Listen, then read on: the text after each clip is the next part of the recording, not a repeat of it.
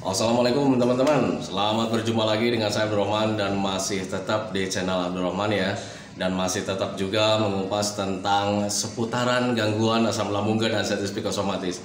Nah, di season kali ini saya akan share video tentang siapa yang pernah mengalami nangis gara-gara gangguan asam lambung dan sensitif psikosomatis. Nah, itu teman-teman, dan bagi teman-teman yang belum pernah mengalami nangis gara-gara gangguan asam lambung dan sensitif psikosomatis, syukuri saja gitu teman-teman. Nah, tetapi bagi teman-teman yang pernah mengalami sering nangis, kemudian sekarang juga masih sering mengalami nangis gitu teman-teman ya, jangan khawatir, kalian ada temen, saya juga dulu begitu gitu teman-teman ya. Nah, tetapi bagi teman-teman yang bingung kenapa saya sering nangis gara-gara gangguan asam lambung dan sensitif psikosomatis, tolong tonton videonya sampai habis, jangan di skip biar kalian nanti mengerti, biar kalian nanti paham, dan ketika mengerti dan paham kalian bisa menanganinya dengan mudah, kemudian kalian tidak was-was, kalian tidak gelisah, kemudian kalian tidak bingung juga tentang seputaran gangguan asam lambung dan sensitif psikosomatis. Nah, itu teman-teman, makanya tolong tonton videonya sampai habis, jangan di skip. Nah, kemudian seperti biasa bagi teman-teman yang baru bergabung, kalau seandainya kalian mau bertanya tentang seputaran gangguan asam lambung dan sensitif psikosomatis, alangkah baiknya kalian tonton dulu video-video saya sebelumnya, karena untuk seputaran gangguan asam lambung dan sensitif psikosomatis semuanya sudah saya share ya. Dari mulai cerita saya yang terkena gangguan asam lambung dan sensitif psikosomatis, kemudian merasakan 1001 macam sensasi yang sangat tidak nyaman, itu sudah di-share teman-teman, dan kemudian bagaimana cara menangani setiap sensasi yang hadir, itu juga sudah di-share. Nah, makanya biar lebih jelas, biar lebih detail, alangkah baiknya kalian tonton dulu video-video saya sebelumnya. Nah, itu teman-teman ya. Dan kemudian bagi teman-teman yang baru bergabung juga, seperti biasa juga, kalau seandainya kalian belum subscribe channelnya, mohon videonya itu di subscribe dulu, karena untuk subscribe itu tidak memerlukan biaya, tidak memerlukan pendaftaran. Jadi subscribe itu adalah hal yang sangat mudah sekali bagi teman-teman lakukan ya. Jadi teman-teman itu cukup memijit saja tulisan subscribe, biar kenapa? Jujur ya, biar videonya itu cepat berkembang dengan baik. Dan kalau seandainya videonya itu berkembang dengan baik, sudah barang tentu itu akan menambah semangat tersendiri buat saya untuk terus nge-share tentang seputaran gangguan asam lambung dan sensitif psikosomatis ini terhadap kalian.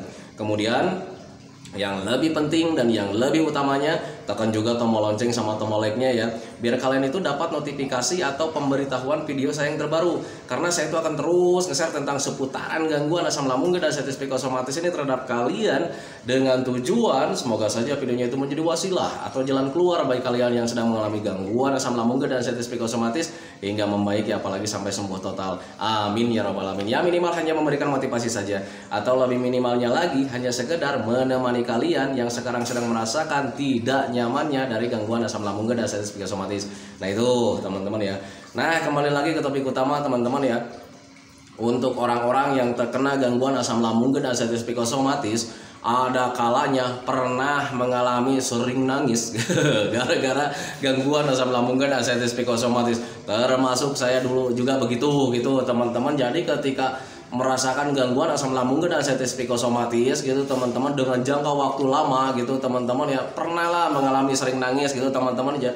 Jadi nangisnya itu secara tiba-tiba ya, karena kita sedang berdiam diri di rumah gitu teman-teman, atau misalnya duduk nongkrong depan rumah tiba-tiba meneteskan air mata kemudian ketika ada yang bertanya kenapa pak, akhirnya di situ nangisnya itu keluar ya, mohon maaf begini dan sebagainya. Nah, itu teman-teman ya, itu sebetulnya kalau misalkan mengenang kejadian seperti itu malu rasanya gitu teman-teman ya. Nah, itu. Nah, tetapi kalau misalnya teman-teman yang sekarang sedang mengalami, wah nih si bapak nih mencemoohkan saya, enggak mencemoohkan teman-teman ya, dulu juga saya mengalami hal seperti itu teman-teman. Dan tetapi kalau misalnya kalian bingung kenapa nih pak saya itu sekarang jadi mudah nangis, kan seperti itu teman-teman, ada kalanya memang seperti itu gitu teman-teman ya. Nah, ketika orang-orang yang terkena gangguan asam lambung dan sensitif psikosomatis sering mengalami nangis tiba-tiba gitu teman-teman ya, itu tandanya kalian sedang merasa jenuh teman-teman ya, sedang merasa jenuh dengan keadaan ini, sedang merasa lelah dengan keadaan ini, sedang merasa bosan dengan keadaan ini, sedang merasa capek dengan keadaan ini teman-teman, dan akhirnya mental semuanya perasaan sedang turun. Nah, itu teman-teman, kita bobrok waktu itu. Nah, itu teman-teman, jadi akhirnya wajar kalau seandainya kita nangis gitu teman-teman ya, mengeluarkan air mata. Dan kemudian ketika ada orang tiba-tiba datang kenapa dek, kenapa pak, kan seperti itu ya. Akhirnya kita rangkul, mohon maaf gitu teman-teman ya, kemudian minta maaf lah gitu teman-teman ya, karena seolah-olah kita itu karena ada jenuh, kemudian ada juga perasaan seolah-olah kita itu ya hidupnya itu nggak lama gitu teman-teman, dan akhirnya ya wajar kalau seandainya kita meminta maaf sama orang-orang yang pernah ketemu sama kita teman-teman. Nah tetapi kalau sudah sembuh total, nah itu teman-teman malu rasanya gitu teman-teman ya, ketika kita ketemu sama orang yang sudah kita minta maaf gitu teman-teman. Mohon maaf ya kalau seandainya kita punya salah, kalau seandainya saya punya dosa, walaupun yang tidak terasa ada kata-kata yang kurang berkenan, mohon maaf saya bilang gitu ya. Dan ketika sekarang kalau seandainya ketemu sama mereka, malu rasanya teman-teman ya. Nah itu teman-teman, nah tetapi wajar sih sebetulnya gitu teman-teman ya, orang-orang yang terkena gangguan asam lambung dan anxiety psikosomatis wajar sekali teman-teman ya ketika kita sering nangis gara-gara gangguan asam lambung dan anxiety psikosomatis. Nah tetapi bagi orang-orang yang terkena gangguan asam lambung dan anxiety psikosomatis kemudian belum pernah mengalami nangis, belum pernah meratapi nasib gitu teman-teman ya, syukuri saja teman-teman, berarti apa ya, gangguan asam lambung dan anxiety psikosomatis yang kalian alami ya belum begitu parah gitu teman-teman.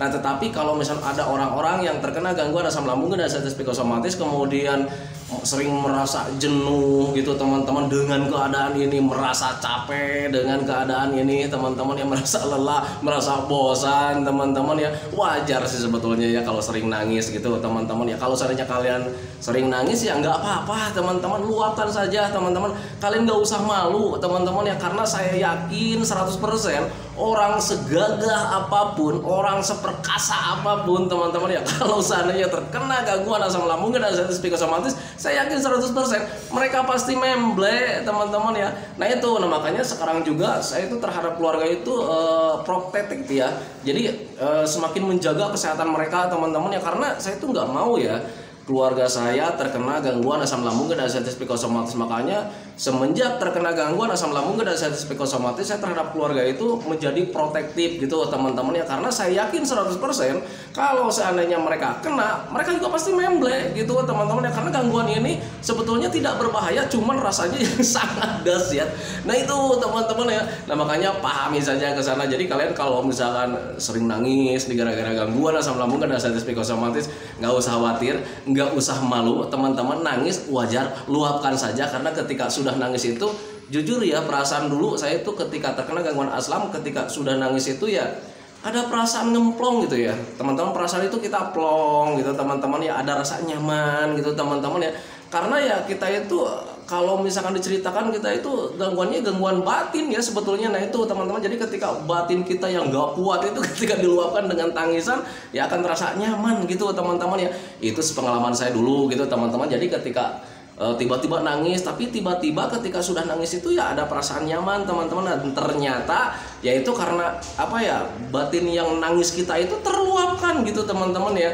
Nah itu, makanya pahami saja ke sana, jadi nggak usah malu lah gitu teman-teman ya. Kalau seandainya kalian masih ada yang mengalami sering nangis, Pak ya Pak nih saya itu sering nangis ya gitu teman-teman, kalian nggak usah bingung, kalian nggak usah heran, kalian nggak usah bimbang teman-teman ya. Itu hanya kalian itu sedang merasa jenuh saja teman-teman, yang merasa jenuh dengan gangguan asam lambung dan anxiety psikosomatis yang kalian derita, merasa capek dengan keadaan, merasa lelah dengan keadaan gitu teman-teman ya, jenuh di situ gitu teman-teman ya. Karena wajar sih merasa jenuh, merasa capek, merasa lelah ya, karena kita merasakan gangguan dari asam lambung dan anxiety psikosomatis yang tidak nyaman itu ya udah begitu lama ya. Nah itu teman-teman, mungkin kita dulu saat terkena gangguan-gangguan yang lain kayak macam demam, pilek, batuk, sakit badan dan sebagainya, gangguan biasa teman-teman ya, paling kita itu mengalaminya paling lama 1 bulan teman-teman, paling lama itu ya. Dan kadang-kadang rata-rata itu untuk gangguan kayak begitu itu paling lama itu biasanya rata-rata paling 1 minggu, 2 minggu gitu teman-teman, dan paling lama itu 1 bulan. Nah sekarang kalian sedang merasakan tidak nyaman dari gangguan asam lambung dan anxiety psikosomatis berbulan-bulan ya, kemudian bertahun-tahun, kemudian ada rasa cemas juga, ada rasa was-was juga, setiap harinya selalu merenung meratapi nasib kapan ini bakalan sembuh. Nah itu teman-teman ya, di situ wajar sekali kalau misal kalian mempunyai rasa jenuh rasa capek, rasa lelah dengan keadaan ini. Nah itu teman-teman, makanya nggak usah khawatir dan nggak usah malu, wajar kalau seandainya kalian sering nangis. Nah itu teman-teman ya, tetapi ketika kalian mentang-mentang jangan ada anggapan Pak nangis itu bagus ya katanya gitu ya, nanti bikin kita plong. Kalau keseringan ya disengaja juga nggak baik juga gitu teman-teman. Yang harus kalian lakukan itu justru hilangkan jenuh kalian, hilangkan rasa lelah kalian, hilangkan rasa capek kalian dengan keadaan seperti ini teman-teman ya. Caranya seperti apa? Sering menghibur diri saja teman-teman, semudah itu, sesimpel itu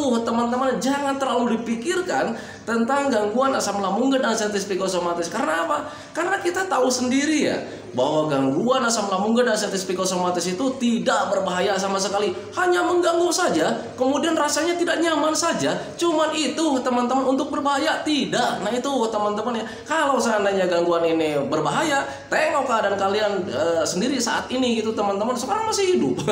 Nah itu teman-teman, sekarang masih nonton video Abdul Rahman. Nah itu teman-teman ya, sadari saja ke sana. Nah itu teman-teman, makanya untuk gangguan asam lambung dan anxiety psikosomatis, ketika kalian sudah fokus menjaga 3P-nya, udahlah jangan terlalu dipikirkan teman-teman ya, belajar masa bodoh saja. Tetapi kadang agak sulit juga ya, Pak saya itu sulit nih ya untuk belajar masa bodoh itu ketika kita main layangan misalkan gitu, terus main jalan-jalan sama anak-anak gitu ya teman-teman ya. Nah tetapi kadang perasaan nggak nyaman itu hadir ya teman-teman ya. Nah itu memang di awal-awal memang seperti itu. Tetapi kalau misalnya kalian biasakan ya jalan-jalan gitu, bermain gitu teman-teman ya, membiasakan diri seperti itu teman-teman ya, nanti belajar masa bodohnya itu hadir dengan sendirinya teman-teman ya. Tahu-tahu karena kitanya keasikan dengan apa yang kita lakukan atau kegiatan kita teman-teman ya, ada sensasi sedikit saja itu kalian sudah bisa belajar masa bodoh. Jadi karena asik ya, ketika mau melakukan sesuatu yang menyenangkan. Contoh misalnya kalian ketika jalan-jalan kemudian keluarga kalian ngajak nelpon, ayo dong jalan-jalan, saya tunggu nih di sini. Ketika mau pergi ada sensasi gitu teman-teman ya. Nah tetapi karena kalian sudah membayangkan bahwa di tempat tujuan itu asik gitu teman-teman ya, ada keluarga, ada teman, ada sahabat pena. Nah itu teman-teman ya, jadi untuk sensasi itu kalian belajar masa bodoh, jadi akhirnya dilabrak saja, jalan saja. Nah itu teman-teman ya.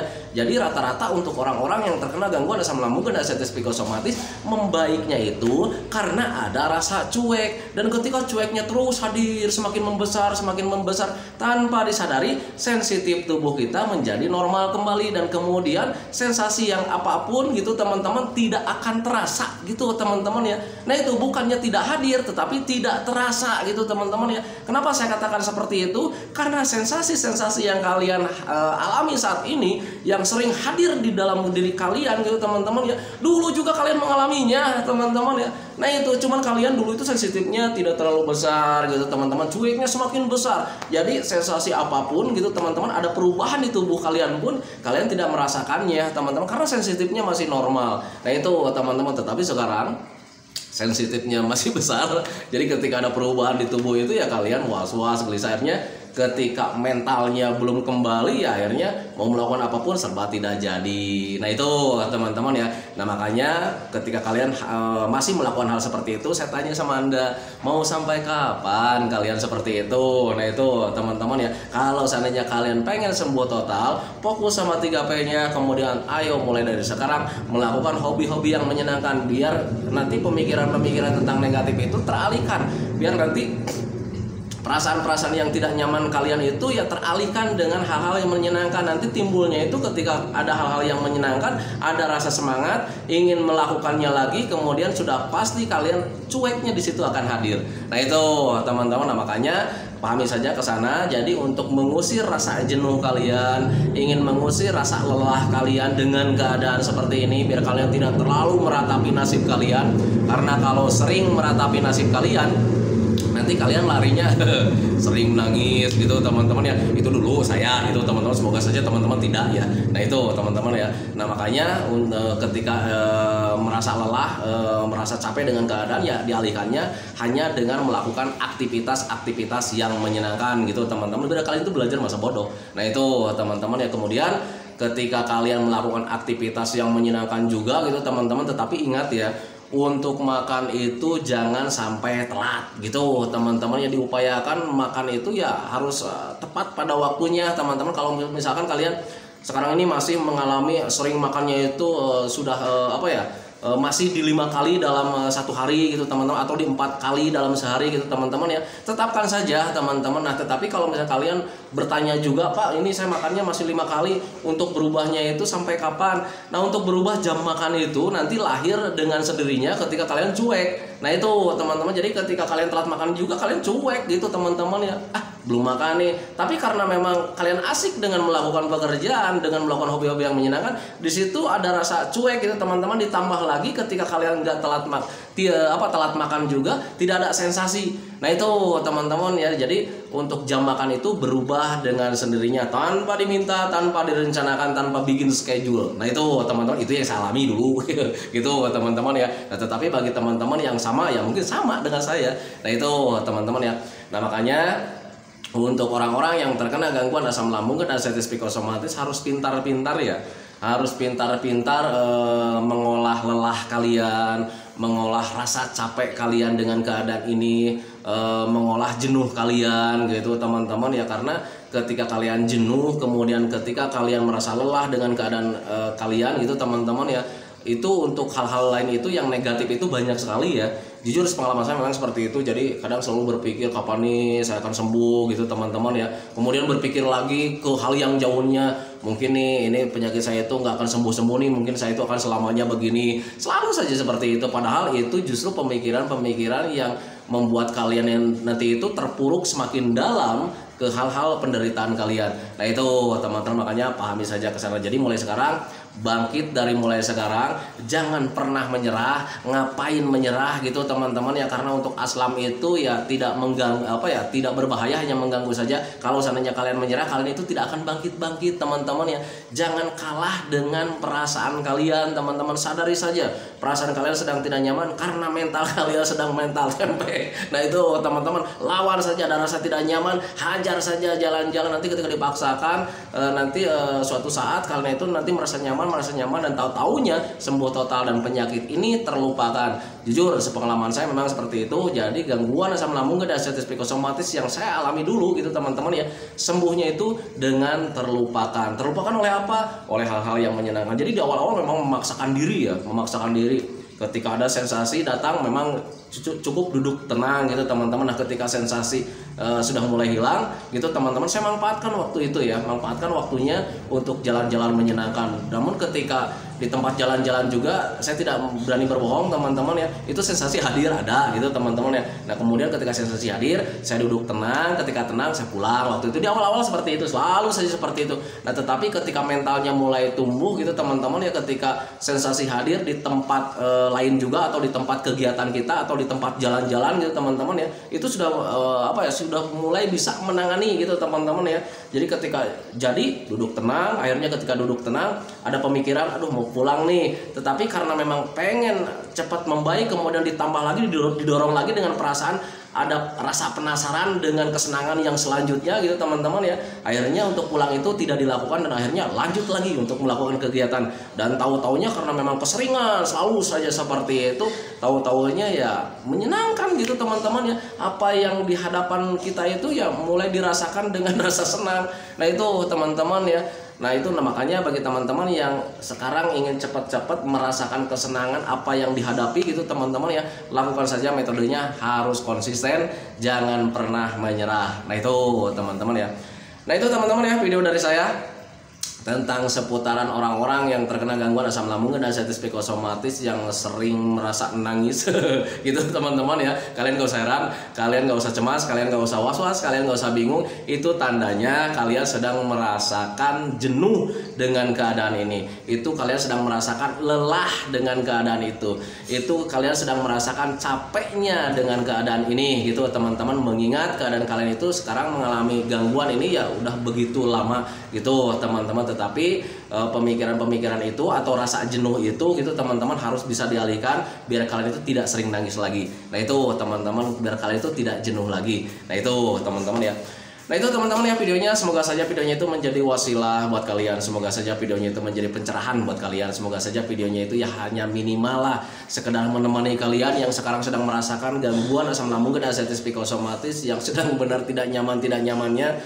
Kemudian yang lebih pentingnya itu ya semoga saja kalian itu tercerahkan ya, kemudian bisa menimbulkan rasa semangat biar kalian itu besok harinya itu ya tambah semangat kemudian bisa sembuh total. Nah itu teman-teman ya.